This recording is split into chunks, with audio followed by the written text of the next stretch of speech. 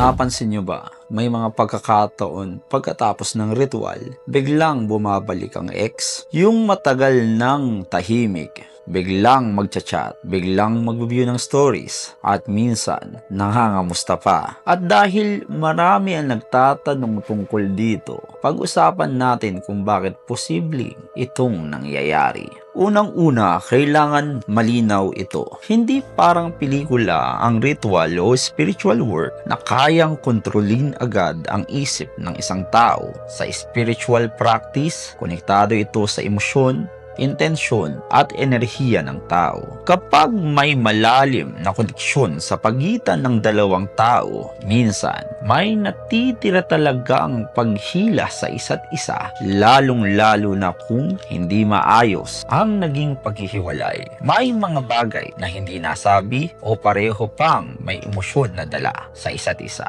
Isa rin sa napapansin ng maraming practitioners, pagkatapos ng ritual, nagbabago rin minsan ang enerhiya ng mismong taong nagpapagawa. Mas lalong nagiging kalmado, mas nagiging confident, at mas hindi desperado ang datingan. At minsan, doon nagsisimulang mapansin ulit sila ng taong lumayo at nang iwan sa kanila. May mga naniniwala rin sa spiritual connection o energy bond na kapag naging malalim raw ang samahan ng dalawang tao, posible raw na maramdaman pa rin nila ang presence ng isa't isa kahit wala ng communication o komunikasyon. Hindi ito laging tungkol sa mahika. Minsan, emosyon din. Minsan, nasa panahon. At minsan, may connection lang talagang hindi agad nawawala. Pero tandaan, hindi lahat ng bumabalik ay para manatili.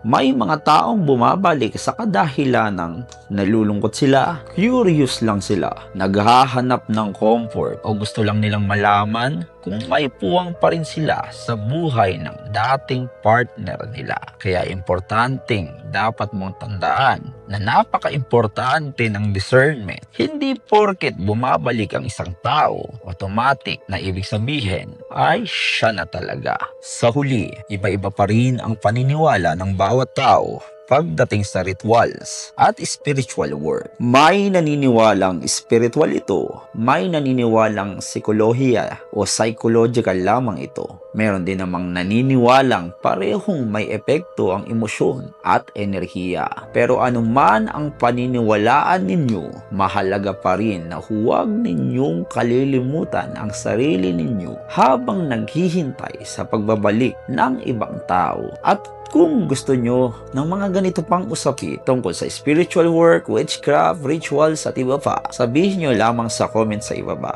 At agaran ko namang tutugurin ang inyong mga naisip. Maraming salamat sa inyong pagsuporta.